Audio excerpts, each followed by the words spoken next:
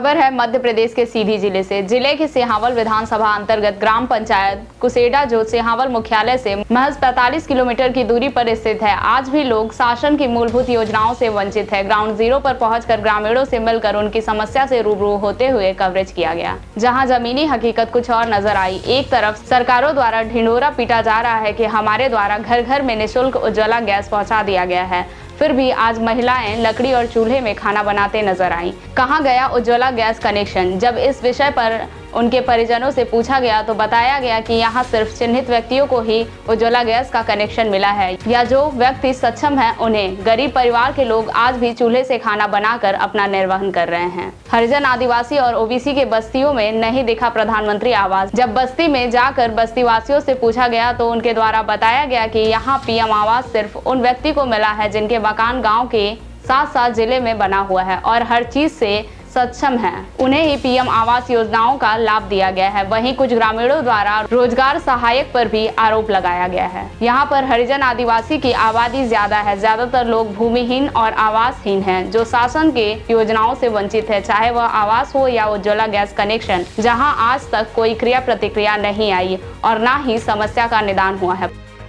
शेष वर्षा के नाम है। क्या समस्या यहाँ है हुजूर के, कम से कम यहाँ हरिजन आदिवासी की आबादी ज़्यादा है और ये आवासहीन है और भूमिहीन भी है, दोनों इनमें है। और आवास उन्हीं व्यक्तियों की मिलता है जिनके पास सीधी में घर हो, ब्लॉक में घर हो और गांव में दो ठे घर हो, 4 चक्के दुआरे पर खड़े हों, बोर हो।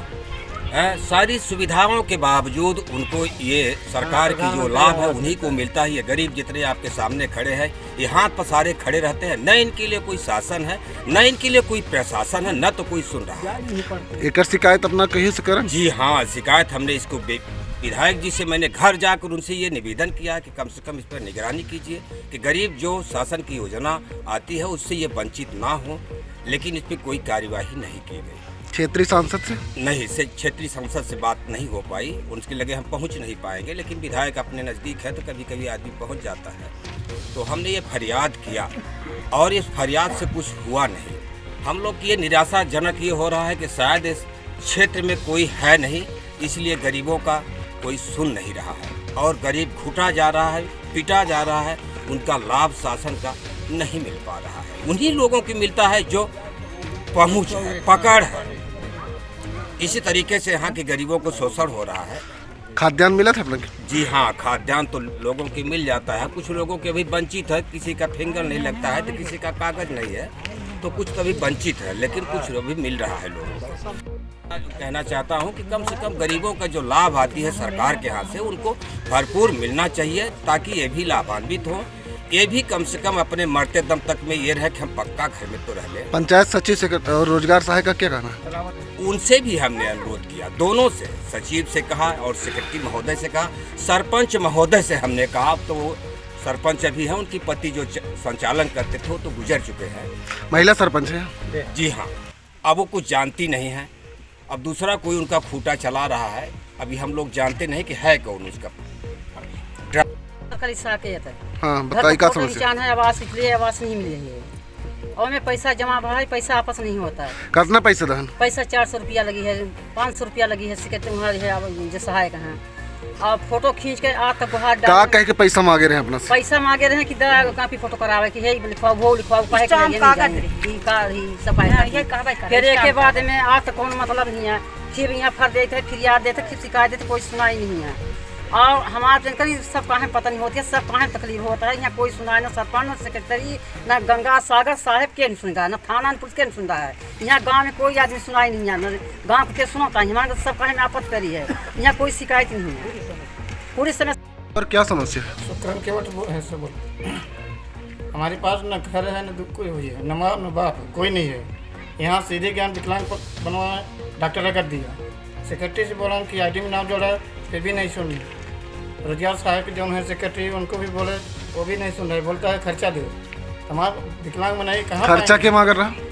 रोजगार सहायक है। क्या कहें? बोले कि खर्चा दो तो हम जोड़ सकते हैं। कितना? कुछ भी दो, 500, 1000, कुछ भी दो तो हम कर सकते हैं, लेकिन हम विकलांग बनाई कहाँ पाएंगे, किधर से देंगे हम? यही है समस्या साहब, चल के मौका कर दीजिए हमारे। और क्या मेरा समस्या नाम है? विद्या अम्बेडकर, ग्राम पंचायत कार्यालय कुसेड़ा ग्राम अध्यक्ष हैं सर। हमारे इस ग्राम पंचायत कुसेड़ा में आप देख रहे हैं हमारे पीछे हमारे सामने कितनी पब्लिक खड़ी हुई है। इन पब्लिकों के साथ हमारे जनता के साथ अन्याय अत्याचार हो रहा है।